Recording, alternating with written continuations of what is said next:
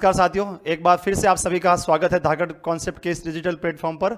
और अभी आपके बीच में मैं जो एक आपके संविधान में अनुसूचियां डाली गई है उसको लेकर आपके हर एग्जाम में कोई ना कोई सवाल उससे लेकर जरूर बनता है। कोई भी सवाल आपसे पूछ सकता है उसमें कि पहली में क्या है अनुसूची में, दूसरी में क्या है, मूल संविधान में कितनी थी, वर्तमान में कितनी है। तो उसका एक ट्रिक बना रखा है, तो आपको 4 से 5 मिनट में सारी की सारी लर्न हो जाएगी। 5 से 4 मिनट में आप जो है सारी अनुसूचियां याद कर सकते हैं। उसमें से एक सवाल आपको देखने को एग्जाम में मिल सकता है, हर एग्जाम में देखने को मिलता है और आगे भी आने वाले एग्जामों में देखने को मिलेगा। और अगर आप प्रीवियस ईयर के क्वेश्चन भी देखेंगे तो उसमें से भी आपको ये सवाल यहां को देखने को मिल सकता है। तो चलिए बात करते हैं कि अनुसूचियां जो है वो कौन कौन सी है और मूल संविधान में कितनी थी। तो भारतीय संविधान में अगर बात करें हम, तो मूल संविधान की अगर बात करें तो मूल संविधान में जो थी आपकी वो कितनी अनुसूचियां थी, तो मूल संविधान में 8 अनुसूचियों की बात की गई है। उसके बाद में अगर आपसे पूछ ले कि वर्तमान में कितनी है, तो वर्तमान में सर 12 है।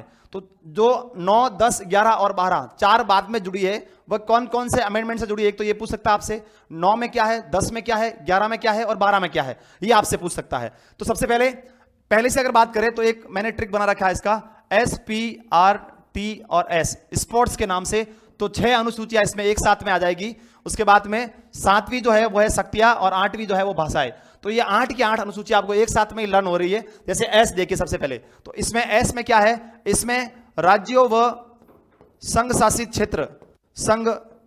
क्षेत्र उसका उल्लेख किया गया है। जैसे भारत में उस समय 14 राज्य और 6 संघ शासित क्षेत्र थे, उनका उल्लेख इसमें किया गया है। तो राज्यों की सीमाओं का उल्लेख वगैरह सब जो है राज्य और उसकी संघ शासित क्षेत्र जो है उन सभी का उल्लेख अनुसूची किस में आएगा, तो आप बताएंगे सर 1 में आएगा। स्पोर्ट्स के नाम से आपको याद रखना है इसमें। दूसरा जो दे रखा है अनुसूची 2 में क्या है, तो यहां P, और P का मतलब होता है यहां पर पे, और पे में आता है वेतन। यहां पर भारत सरकार में काम करने वाले समस्त उच्च अधिकारियों के वेतन का उल्लेख जो है वो किस में किया गया है, तो आप बताएंगे अनुसूची 2 में जो है वो वेतन का उल्लेख किया गया है। जिसमें राष्ट्रपति हो गया, उपराष्ट्रपति हो गया, आपके जो कैग हो गई, मुख्य न्यायाधीश हो गए, सबके वेतन का उल्लेख कौन सी अनुसूची के तहत, तो अनुसूची 2 के तहत। और किस पे भारित होंगे ये, तो आपकी भारत की संचित निधि है 266 आर्टिकल, उसके अंदर दे रखे हैं कि भारत सरकार के जितने भी अधिकारी होंगे उनको जो वेतन मिलेगा वो किस पर भारित होंगे, तो संचित निधि पर भारित होते हैं। जैसे राष्ट्रपति को वेतन मिलता है आपके 5 लाख रुपए, वो किस पे भारित है, तो संचित निधि पर भारित है। और जो राज्यपाल होते हैं आपके राज्यों में, तो उनको वेतन तो राज्य सरकार देती है, लेकिन उनको पेंशन और जो बाद में जो रिटायरमेंट के बाद जो पेंशन देती है वो भी केंद्र सरकार देती है, और वो भी संचित निधि से है। तो उसका उल्लेख किसमें है, तो वो अनुसूची 2 में पे का वेतन किया गया है। तीसरा दे रखा है इसी में ओ, और ओ का मतलब होता है ओथ, और ओथ का मतलब है यहां पर शपथ। तो अनुसूची 3 में क्या है, अनुसूची 3 में सर शपथ का उल्लेख किया गया है अनुसूची 3 के अंतर्गत। उसके बाद बात करें तो आर आता है चौथे नंबर पर, और आर का मतलब यहां पर है राज्यसभा। राज्यसभा में राज्यों का प्रतिनिधित्व, किस राज्य से कितनी सीट होगी राज्यसभा में, उसका उल्लेख जो किया गया है वो अनुसूची 4 के तहत किया गया है। तो आप याद रखेंगे कि 4 जो स्पोर्ट्स में आर जो है उसका मतलब क्या है, राज्यसभा। राज्यसभा में किसका, राज्यों का प्रतिनिधित्व, एक राज्य से कितनी सीटें आएगी राज्यसभा में, उसका उल्लेख किया गया है। और इसका आधार जो है, अगर आप आधार देखेंगे तो आधार जनसंख्या को माना गया है, और उसमें जनसंख्या कितनी, 10 लाख की जनसंख्या पर 1। उससे बाद अगर आगे जाएंगे तो 50 लाख पर, हर 20 लाख पर 1 सीट बढ़ती जाएगी। अगर 50 लाख हो गई आपकी तो फिर 60 लाख पर 1 नहीं बढ़ेगी, फिर 50 सीधा 70 होगी तब 1 सीट बढ़ेगी। तो वर्तमान में अगर राजस्थान की बात करें तो राजस्थान में राज्यसभा से कितनी सीटें हैं, तो आप बताएंगे 10। अगर आपसे पूछे कि राजस्थान में संसद में कितनी, राजस्थान से संसद में कितनी सीटें हैं, तो आप क्या बताएंगे कि सर इसमें जो है सीटें है वो टोटल 35 सीटें हैं, क्योंकि लोकसभा में आपके 25 और राज्यसभा में कितनी है 10, तो दोनों मिलाकर कितनी हो गई, तो 35 हो गई। यह सवाल भी आपके एग्जाम में पूछा गया है। फिर उसके बाद में चौथी हो गई। 5वें नंबर पर जो आता है आपके, वो 5वां नंबर है, किसका है वो, तो सर आप बताएंगे कि 5वां नंबर वो है टी, और टी का मतलब होता है अनुसूचित ट्राइब्स। अनुसूचित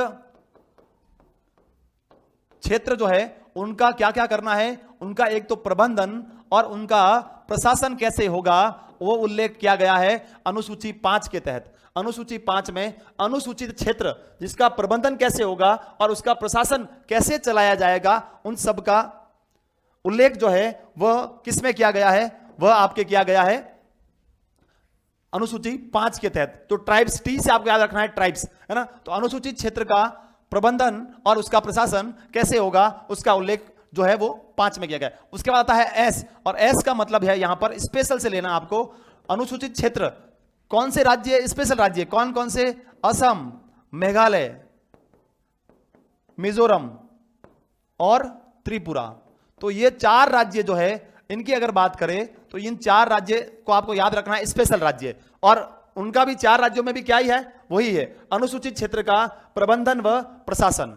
तो छठी में अगर आपसे पूछे कि छठी अनुसूची में क्या है तो क्या बताएंगे आप कि सर वहां पर जो है अनुसूचित क्षेत्रों का क्या करना है, प्रबंधन करना है और क्या करना है, प्रशासन के रूप में वहां पर कैसे होगा वो देखा जाएगा। कौन से राज्य, तो असम, मेघालय, त्रिपुरा और मिजोरम, ये 4 राज्य जो है इनका उल्लेख अलग से किया गया है, जो अनुसूची 5 में नहीं है, वो कहां पर है, केवल 6 में ही उनका उल्लेख किया गया है। तो एक बार आप सभी देख लीजिएगा, 6 अनुसूची आपको एक ही मिनट में याद हो गई होगी। कौन कौन सी, स्पोर्ट्स के नाम से। एस का मतलब है यहां पर राज्यों व संघ शासित प्रदेशों से मतलब है यहां पर। उसके बाद पी का मतलब है पे, वेतन। अनुसूची 2 में वेतन का उल्लेख है, भारत सरकार के सभी उच्च अधिकारियों के वेतन का उल्लेख किसमें है, तो आप बताएंगे 2 के अंतर्गत है। फिर आता है 3, ओ का मतलब है ओथ और शपथ। शपथ जो है वो सभी उच्चाधिकारियों की शपथ का उल्लेख है, लेकिन आपको यहां से ध्यान रखना है कि 3 व्यक्तियों की शपथ का उल्लेख यहां पर नहीं है। जैसे एक हो गया आपका 60 जिसमें है राष्ट्रपति, तो राष्ट्रपति की शपथ का उल्लेख आर्टिकल 60 के अंतर्गत है, और 69 उसमें उपराष्ट्रपति की शपथ का उल्लेख है, यह आपको याद रखना है यहां पर। और तीसरा है 159 में राज्यपाल की शपथ का उल्लेख है। तो आप याद रखेंगे यहां से कि अनुच्छेद 60, अनुच्छेद 69 और अनुच्छेद 159, इन तीनों की शपथ का उल्लेख जो है वो अनुसूची 3 में नहीं है, इनका किसी आर्टिकल विशेष में दिया गया है। ठीक है, उसके बाद में आर, चौथा जो है आर का मतलब है राज्यसभा में राज्यों का प्रतिनिधित्व। आधार क्या, 10 लाख की जनसंख्या पर 1, 50 लाख से ज्यादा हो जाए तो 20 लाख पर 1। उसके बाद में टी का मतलब है अनुसूचित क्षेत्र का प्रबंधन व प्रशासन, और फिर एस का मतलब है यहां पर स्पेशल राज्य, त्रिपुरा, मिजोरम, असम और मेघालय। फिर आती है अगली अनुसूची, वो आती है 7 नंबर की। तो 7 से आपको याद रखना है शक्तियों का बंटवारा। शक्तियों का क्या है सर, 7 से शक्तियों का बंटवारा। और शक्तियों का बंटवारा कितने आधार पर किया गया है, वो 3 आधार पर।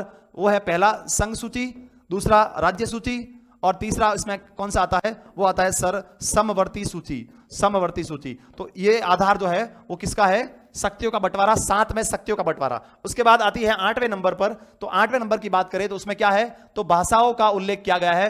भारत में राष्ट्रीय भाषाएं जो है वो कितनी है, तो वो मूल संविधान में कितनी थी, 14 थी, वर्तमान में कितनी है, तो 22 है। तो आपसे सीधा याद रखना है कि अनुसूची 8 में क्या है, सीधा सवाल पूछता है अनुसूची 8 में क्या है, तो आप बताओगे सर उसमें भाषाओं का उल्लेख है। भाषाएं मूल संविधान में कितनी, तो 14, अभी कितनी है, तो 22। उसके बाद बात करें हम, तो जो बाद में जुड़ी कौन कौन सी, 9वीं, 10वीं, 11वीं और 12वीं। तो इसमें आपको याद रखना है कौन कौन से, एक तो अमेंडमेंट हुए, तो 9वीं में पहला अमेंडमेंट, पहला संविधान संशोधन 1951, और इसमें क्या जोड़ा गया, तो एक इसमें तो जोड़ा गया, एक तो भूमि सुधार कानून, भूमि को सुधार जो है उसमें कानून जोड़े गए। इसके बाद में नीति निर्देशक तत्व, नीति निर्देशक तत्व का क्रियान्वयन कैसे होगा उसके बारे में इसमें प्रावधान किए गए, उसके क्रियान्वयन के प्रावधान किए गए।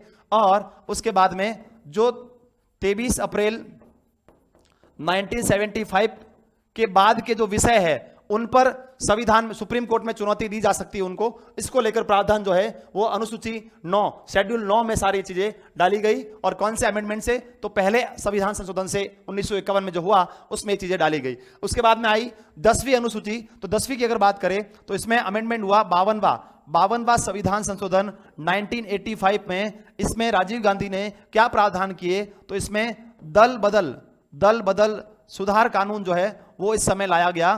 तो अगर आपसे पूछे कि 10वीं अनुसूची में क्या है, तो आप बताएंगे दल बदल होता है, उनमें सुधार कुछ किए गए थे, उसको लेकर प्रावधान किसमें है, तो अनुसूची 10 में वो किए गए हैं। उसके बाद आती है आपकी 2 इंपॉर्टेंट अनुसूचियां, 11वीं और 12वीं। अगर 11वीं की बात करें तो अमेंडमेंट हुआ 73वां 1992, और संविधान में एक नया भाग जोड़ा गया, भाग 9। और इसमें क्या था सर, तो इसमें बताएंगे आप, इसमें सर पंचायती राज का उल्लेख किया गया है भाग 9 में, ये आप ध्यान रखना है। अनुसूची कौन सी, 11वीं। अगर अनुच्छेद की बात करें तो इसमें अनुच्छेद जो है वो दिए गए थे आपके संविधान में 243 ए और 243 ओ तक, टोटल 16 अनुच्छेद और कितने विषय, तो 29 विषय जो है वो पंचायतों को दिए गए 73वें अमेंडमेंट से शेड्यूल 11 के तहत, अनुसूची 11 के तहत। लास्ट है आपकी कौन सी, 12वीं, और 12वीं जो है वो 74वां अमेंडमेंट 1992 में हुआ। इसमें क्या था, तो इसमें नगर पालिकाओं से संबंधित है, नगर पालिका से संबंधित है, वो है कौन सा अमेंडमेंट, 74वां। और इसमें संविधान में भाग 9A जोड़ा गया। और इसमें जो अगर बात करें तो विषय कितने दिए इसको, तो पंचायती आपकी नगर पालिकाओं को 18 विषय जो है 18 विषय के रूप में इनको बांटे गए। और इसमें आर्टिकल आते हैं 243 पी से लगाकर 243 जेड जी, टोटल 18 आर्टिकल आते हैं इसमें, 18 अनुच्छेद आते हैं, 18 विषय हैं, 29 विषय किसमें है, तो पंचायतों में है, नगर पालिकाएं, ये भी त्रिस्तरीय, ये भी त्रिस्तरीय। तो ऐसे लेके 5 से 7 मिनट में आपके 12 की 12 अनुसूचियां जो है आपको याद हो गई। स्पोर्ट्स से नाम से 6 आपको वो हो गई, फिर 7 शक्तियां, फिर 8 भाषाएं, 9 फिर आपका भूमि सुधार, 10 दल बदल, 11 पंचायती राज और 12 क्या हो गई आपकी नगर पालिकाएं। ठीक है सर, धन्यवाद।